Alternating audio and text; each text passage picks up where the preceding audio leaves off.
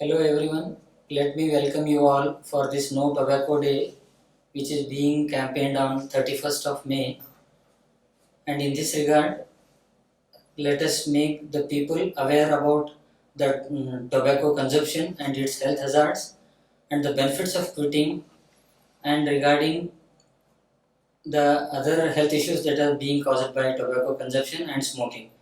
So for this one we have a team of doctors here with Pulmonologist Dr. Arun H M sir. Let me welcome him. And Surgical Oncologist Dr. Suhas sir. Let me welcome him to this session of discussion. And first and foremost one, let me go to the Pulmonologist, that is regarding the types of tobacco chewing, the forms, various forms of tobacco that being used in the public. Hello everyone, myself Dr. Arun H M. So today we are celebrating World No Tobacco Day. So what is tobacco? So tobacco is a green leafy plant which is grown in warm climates. So once it is grown, it is dried and then grounded up to get the usable form. So tobacco can be used in various forms. The most common thing is smoking. So it can be in the form of cigars, cigarettes, BDs or hookah, and chewable form or smokeless tobacco, which is, for example, pan, zarda, etc. And then it can also be sniffed through the nose, so which is called as snuff. And also we have electronic nicotine deliveries systems for delivering the nicotine. And sir, moreover, when we come across these various types of tobacco chewing, which is the most dangerous, that whether chewing tobacco is dangerous or smoking is dangerous, which contribute more towards the hazards of this? No, there is nothing like that which is safer one. So almost all forms of tobacco is dangerous to the health. Dangerous. So, but the most commonly used form is smoking. So as we see more and more hazards because of smoking. So all forms of tobacco is dangerous to health. The important thing is the geographical distribution of the usage. For example, in Western countries, they are more concerned with usage of tobacco in the form of smoking. In India, we have more common usage of tobacco in the form of chewing. So everything is dangerous to health, but what is the geographical distribution of the usage form is different. Available, based on the available. In India, we have more common oral cancers because we tend to have more chewing tobacco problem, whereas in Western countries, lung cancer is more common. So that is where it's dangerous everywhere, but what is it causing depends on what type it's used. And coming to the next discussion, that is, how does it affect our health? Nicotine, that how does it affect our health? The tobacco contains more than 7,000 different toxins. So out of which the nicotine is the prime component. So it is usually, it's actually a neurostimulator. So whenever we consume tobacco or smoke tobacco, so the nicotine, once it enters the bloodstream, it stimulates the central nervous system or the brain, and then we have feeling of energized. So and also it also increases the heart rate, and also it increases the blood pressure, and it also causes various forms of toxins. So which includes sulfur dioxide, hydrocarbons, and then various components of nitrosamines, Yes. ammonia, sulfur compounds. So all this will lead to various health hazards. Various health hazards. As such, when tobacco is consumed, it can affect in various types. For example, in lungs, basically we inhale smoke caused by this consumption of the cigarettes or BDs in India. So these contains more than around 7,000 chemicals, as Dr. Arun mentioned, out of which are more than 500 are harmful to us. And WHO has categorized that out of these chemicals, there are about 60 to 70 of them which are known carcinogens. So these are the ones which will ultimately lead to causing cancer. And while oral tobacco is considered, it is mainly because of the fact that there is a constant irritation, because the people have a tendency to keep the tobacco quid at one point, which will cause chronic irritation, which is the cause for malignancy at that site. And sir, as you said, it is a nervous system energizer, but up to when that a person, an aspirant, will feel that energizer, and later on how that it will start affecting the other issues like depressions and all. Usually, people can develop these symptoms right from the first dose itself. So some people will get this effect, say, gradually over 1 or 2 weeks, and these symptoms will remain for longer duration. Even after stopping smoking, they can have symptoms called as withdrawal symptoms. So which I will discuss later. Yes. So now let us go for the data of this one, that is impact of nicotine, that how does it affect the larger population, that as like the deaths that are occurring every year and all. So based on that, sir, your opinion. So tobacco addiction is considered the second most common cause of death, and also it is one of the most common preventable cause for considering any disease. So usually it's the current data says that around 1.5 billion people smoke globally every day, and around 5.1 million people die every year because of tobacco hazards. And around 1.2 million itself we see in developing countries, especially in Southeast Asian regions. So India is also one of the Yes. second country that when compared to all other. Yes, India and Bangladesh, they have more number of smokers in Southeast Asia region.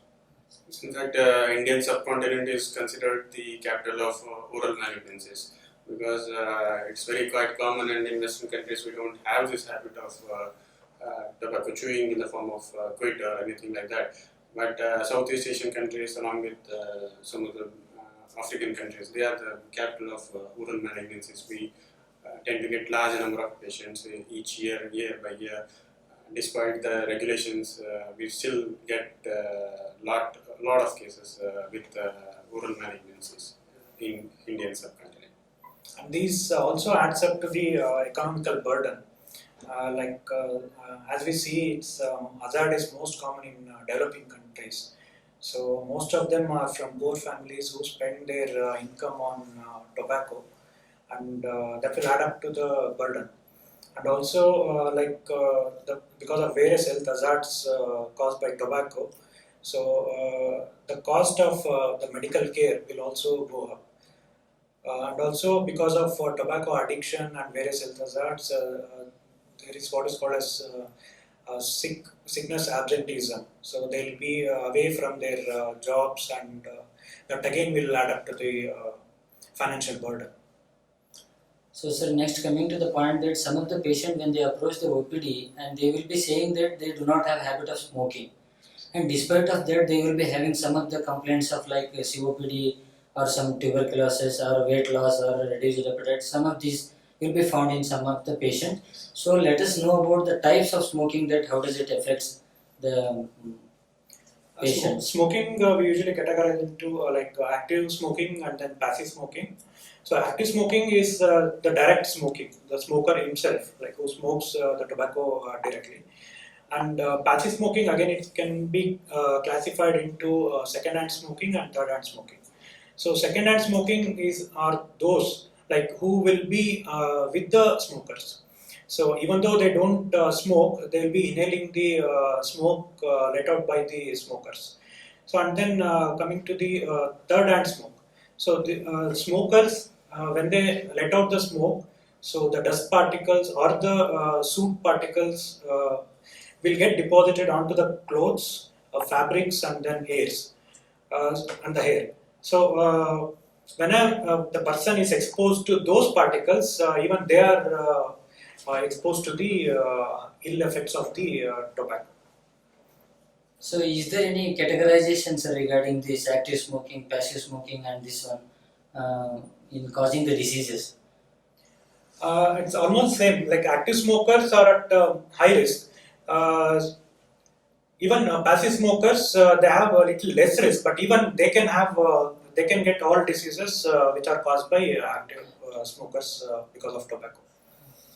So now let us go to the hazards that whatever we are getting out of the smoking or tobacco chewing. So the intermediate and immediate effects of these habits, and what are the immediate effects of this one? So immediate effects, as I said, even after the first dose of smoking or taking tobacco, they can have these effects. Initially, it will be a neurostimulatory effect. So and it can alter metabolism, like altered lipid profile can start with the first dose itself. And then it can also increase the inflammation, or it causes increased susceptibility for us to develop infections. So let us come to the health hazards that are caused by tobacco or smoking. So sir, what are the health hazards that are being caused by these habits? The health hazards caused by tobacco addiction can be classified into immediate, intermediate, and long-term effects. So immediate effects will be like alteration in the metabolism and alteration in the lipid profiles and decrease in the antioxidants levels. So and also like immediately after the first dose, even though it can have a neurostimulatory effect, also will have irritation in the airways, and we can have cough, phlegm, wheezing, and few people can experience breathing difficulty even with the first dose. So and then coming to intermediate effects. Intermediate effects means gradually once they get addicted, they find it very difficult to quit smoking or to leave tobacco. So the addiction comes in the intermediate part, and also early atherosclerosis can start developing in intermediate thing. And also if people are having asthma, it can be aggravated with tobacco. And also post-surgical complications, like if they have to undergo any surgery, so they will be at high risk for developing post-operative complications secondary lung infections. And also they'll have delayed wound healing. Compared to non-smokers, smokers have delayed wound healing and have high risk for any surgeries. And coming to the long-term effects, so and also to talk about the oral hygiene. So oral hygiene, like they can develop infection of the gums, like synovitis, all those things they can develop over a period of time. And long-term effects, the most important thing will be the development of cancer.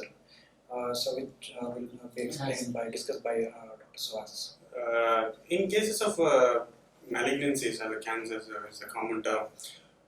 Majority of the cancers, we don't know what is the cause. If you ask, many of the times patient will be asking us like, what's the cause for this, what is the cause for that. But the cause, what we are 100% of sure of is tobacco chewing. Whether it's in cases of mouth cancer or oral malignancies, whether it's a lung cancer, whether it is a cancer of voice box or the larynx, what we call it as. So we are 100% sure it is caused by the smoking or the tobacco chewing.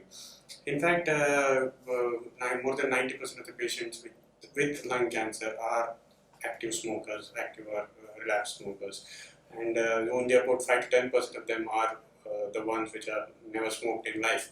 So it is confirmed and it is a known significant risk factor for various malignancies. It can cause any cancer from mouth to anus. It can be due to oral malignancies, it can go to voice box, it can cause lung cancer, it can cause even bladder cancer. So it is not it is a significant risk factor for cancer, and on a long term it may not be always depending upon the dose response relationship, because some people say I just smoke about 3 to 4 per day and I got cancer, but some of my friends, they smoke a whole pack of cigarette per day, but what they don't have cancer. The exact dose response may not be applicable to all, but still it is the risk factor which we are aware of, and it is the most preventable cause for cancer in all over the world. And as we came to know the 3 different stages that the hazards are being faced by the patients, and now a common man, that when he should approach a doctor, a smoker or a tobacco chewer, when he should approach, or what are the alarming signs that indicates to approach a consultant for a treatment? Yes. Apart from cancer as a long-term hazard of tobacco, it can also cause cardiovascular issues as well as the respiratory diseases. So cardiovascular risk factors, what happens is the toxins in the smoke can cause endothelium damage, so which is the vessel wall, and it will lead to formation of atherosclerosis, which leads to thickening of the blood vessel and then narrowing. Later on, once it becomes weakened, there are also chances of rupture of the blood vessel. So and also it will attract the platelets. So platelet aggregation begins and then it can form thrombus. So this thrombus in the heart, it causes coronary artery diseases leading to myocardial infarction. The symptoms will be usually sudden onset of chest pain and also which is radiating to the shoulder, and they can and this is associated with increased sweating. So these are the symptoms they can present with. And then when this thrombus or the clot formation when it occurs in the brain, it will lead to a stroke. Suddenly patient can become unconscious.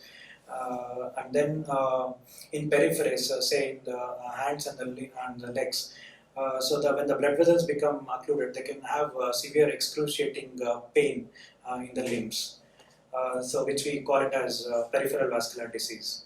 And coming to the respiratory disorders, starting with the symptoms like cough, and they can have plenty of phlegm. They'll be spitting out the phlegm. And also it will be like some people will describe it as like a blackish discoloration and very purulent secretions they can spit out in case of infections. And also it will cause airway obstruction. So airway obstruction will lead to formation of wheeze, so the whistling sound, and also the airway obstruction will lead to shortness of breath. When they climb stairs or when they are exerting, they can feel breathing difficulty. So in severe cases, even with their routine daily activities, they will feel the breathing difficulty.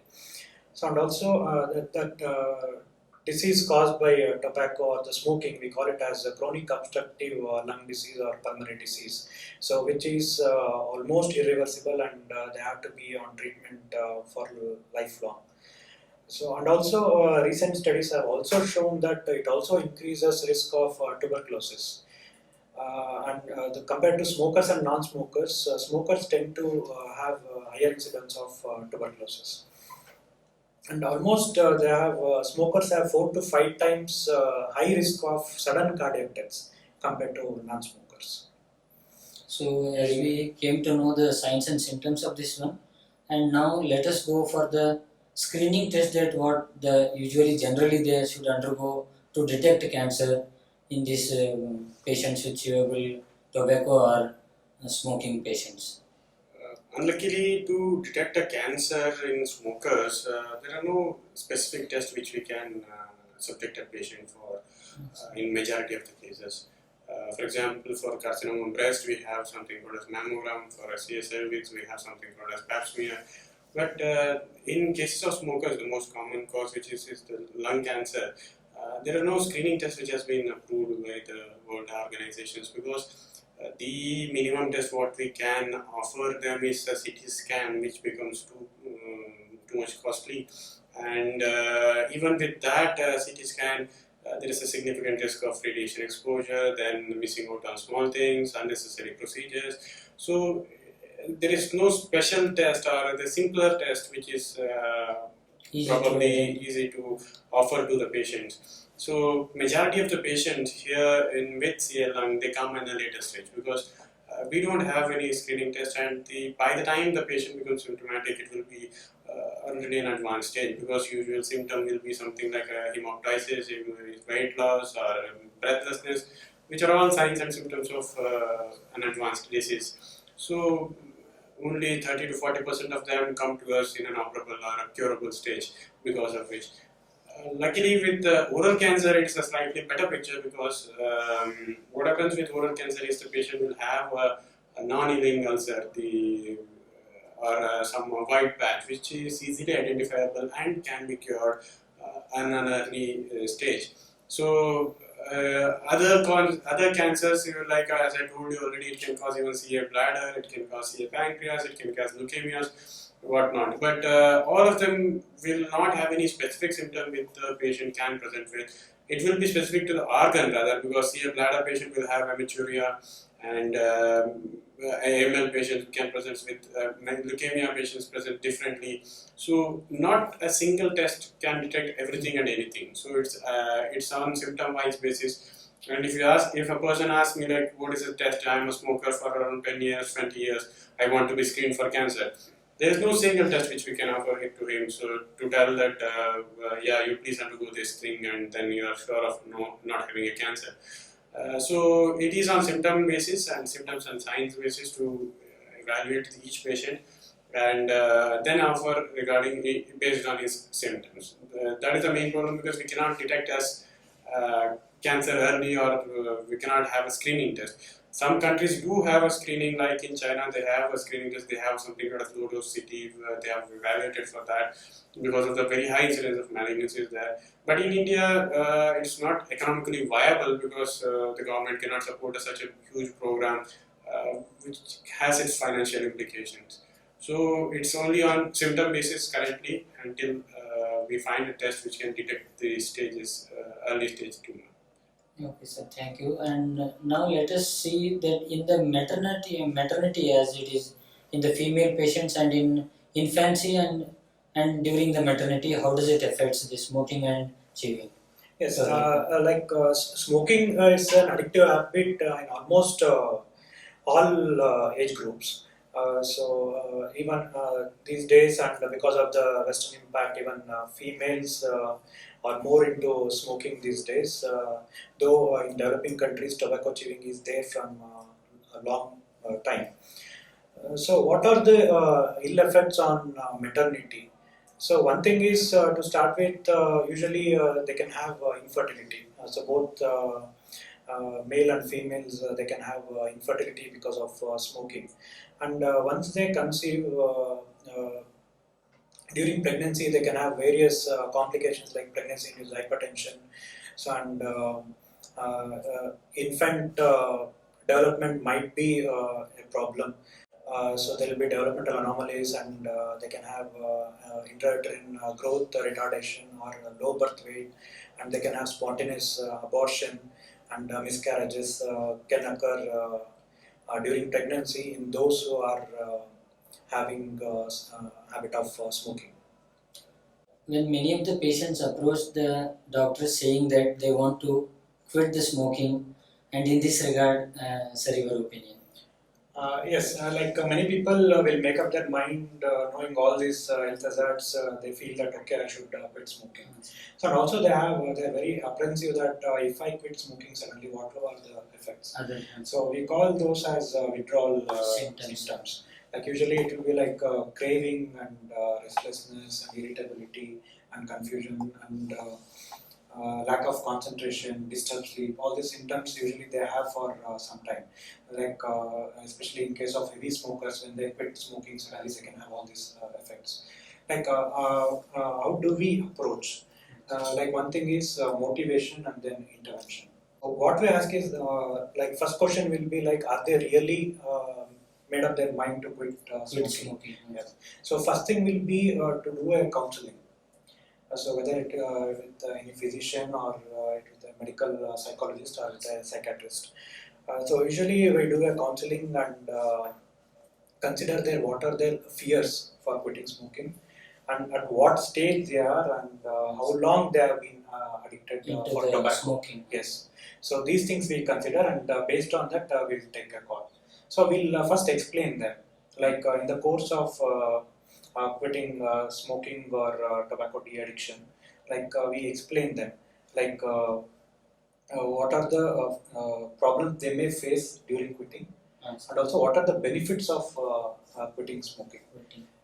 So we'll ask them, then assess, we'll advise, and we'll assist and arrange for the same. So we call this as 5 A's.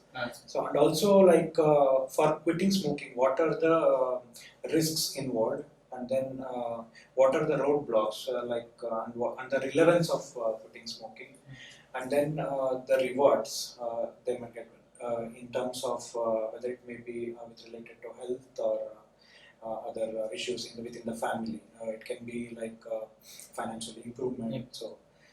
So all these things we'll explain to them, and then we'll help them in quitting. Okay. So again, the therapy can be divided into like nicotine replacement therapy or non-nicotine drugs. So nicotine replacement therapy. All these time we told about various toxins, including the main stimulant, the nicotine. So nicotine replacement therapy. So here we'll be giving a clean nicotine. So most of them will ask various chewing gums are available, nicotine chewing gums are available. Can I take that? Yes, definitely. When you are that will reduce the craving for nicotine in the form of cigarettes or tobacco chewing. These can be this clean nicotine can be in the form of lozenges. It can be in the form of chewing gums. It can be nasal sprays, or it can be inhaled form like inhalers. So and non-nicotine medications like varenicline and bupropion. So we usually don't start those medications earlier. So first and foremost will be the motivation. So mentally preparing them to quit smoking. Sir, with considering these points, so let us know about the benefits of quitting smoking, sir. In regards to malignancy or cancer, it is not like you have smokers, had a cigarette for 40 years and then you stopped in 6 months back. It will absolutely make the cancer risk zero. Many of my patients, what they tell is he has been smoking for 30-35 years and then he stopped since 6 months and now he has a problem, now he has a cancer. Is it because of stopping smoking? No, it is not. The effect of smoking is chronic. It is not like it is a single day or a 1 day effect when it considered with malignancy. And but the benefits of stopping definitely will help the patient on a longer run. The chances of malignancy or the cancer, lung cancer, for example, if you consider lung cancer, in an active smoker is around 25%, and if it's a heavy smoker, it's more than around 30%.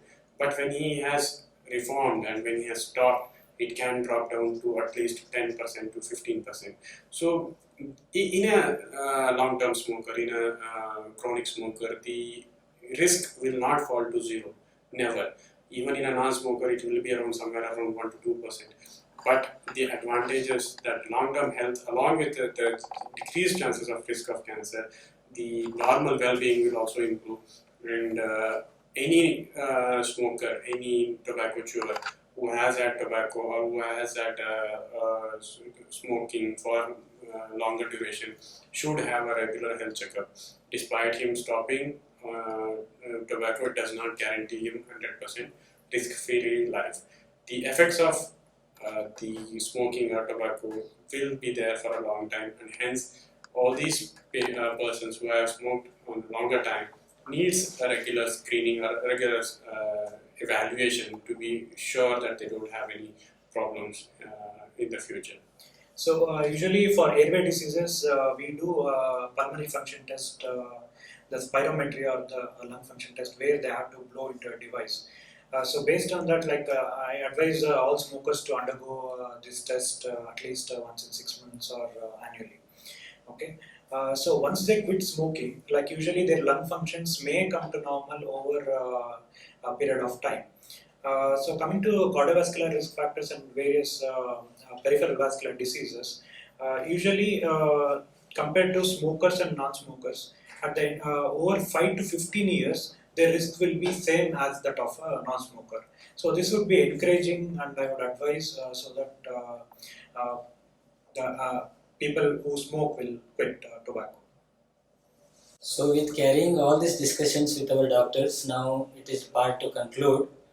And as today, 31st May, being celebrated as World No Tobacco Day all across the globe, and every year we used to have a theme, and this year it has been carried a theme that tobacco and lung health. And a patient used to have a smaller complaint like cough, and to a very serious issue like cancerous conditions and end up the life in cancerous conditions. So it is to take up to the patients or the public viewers mind that to quit tobacco and to come out of the conditions that whatever they are finding it to face difficult with the advices that has been given by our doctors. And this is what we would like to conclude, and I would like to give a message with considering our both of the doctors advices that to quit tobacco and to quit smoking will be better for the health.